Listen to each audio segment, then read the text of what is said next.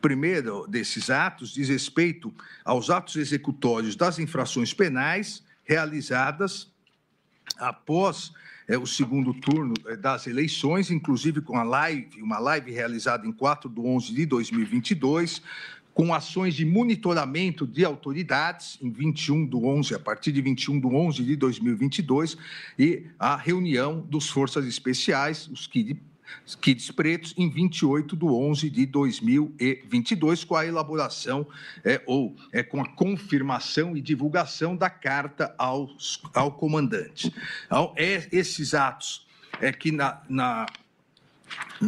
sequência dos atos executórios do núcleo principal, era o 8º ato executório, esses atos foram imputados inicialmente em relação à desinformação sobre fraudes nas urnas eletrônicas para deslegitimar as eleições, foram imputados a Sérgio Ricardo Cavalieri de Medeiros, Bernardo Romão Correia Neto e Hélio Ferreira Lima. Todos aqui se recordam que a estratégia iniciada desde o início,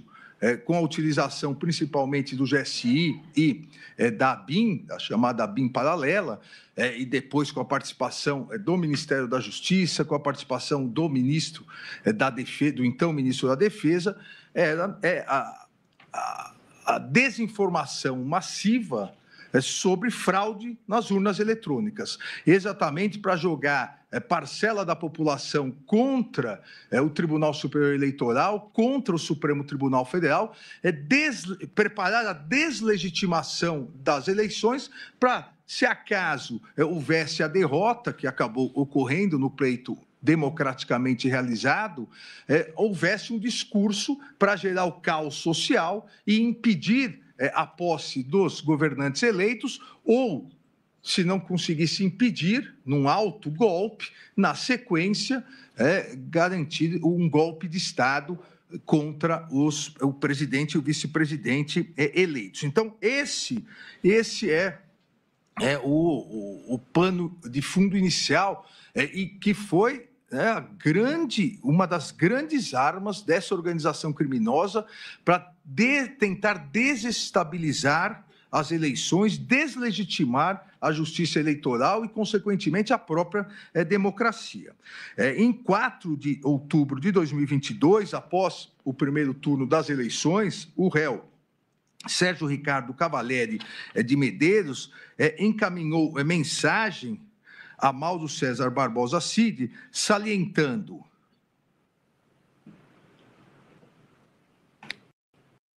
eu tenho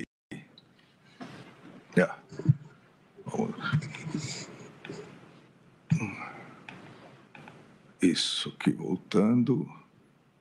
salientando: espero sinceramente que vocês saibam o que estão fazendo. Ocasião em que o réu colaborador respondeu: eu também, se não estou preso. Isso já foi mostrado no núcleo crucial. No mesmo dia, no dia 4 de outubro, o réu Sérgio Ricardo Cavalieri indagou ainda se foi possível identificar alguma fraude eleitoral, no que o réu colaborador respondeu.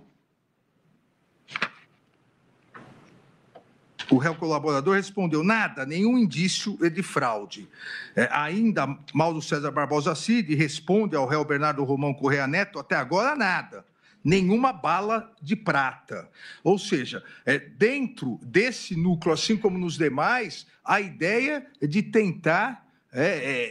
desinformar, inventar uma narrativa falsa de que houve fraude nas eleições, aqui era o primeiro turno, e nós nos recordamos que entre o primeiro e o segundo turno, a ministra Carmen estava comigo no Tribunal Superior Eleitoral, como a questão da desinformação se ampliou entre o primeiro e o segundo turno. E isso tudo era um mecanismo dessa organização criminosa para deslegitimar o resultado das eleições. E ainda o réu Bernardo Romão Correia Neto responde: que pena, irmão, quando puder fala, que pena em relação a não ter aparecido a bala de prata. Então, aqui, tanto num primeiro momento o Sérgio Ricardo Cavalieri, quanto no segundo o Bernardo Romão, eles interagiam com o réu colaborador Mauro César Barbosa Cid, que já é possível verificar a partir do julgamento desse terceiro julgamento. Aqui é possível verificar que o ajudante de ordens do então presidente, o réu Jair Messias Bolsonaro, fazia a interlocução entre os diversos grupos, exatamente porque era um longa-manos do líder da organização criminosa, como ele mesmo colaborou, fez a colaboração premiada, ele era um longa-manos do líder da organização criminosa, Jair Messias Bolsonaro. O próprio réu, Bernardo Romão, em seu interrogatório judicial, confirmou ter enviado essas mensagens, dizendo que, como o réu colaborador era uma pessoa bem informada, porque ele trabalhava no centro do poder, ele sempre buscava informações atualizadas. Mas está claro pela prova dos autos que a intenção, a vontade consciente, o dolo do réu não consistia somente em busca de informações atualizadas, mas sim atuar com base em notícias falsas, desinformação sobre fraudes nas urnas eletrônicas, de modo a corroborar a narrativa enganosa propagada pela organização criminosa. Os elementos de prova ainda confirmam que o réu Bernardo aderiu à organização criminosa, encaminhando outras diversas mensagens ao colaborador Mauro Cid,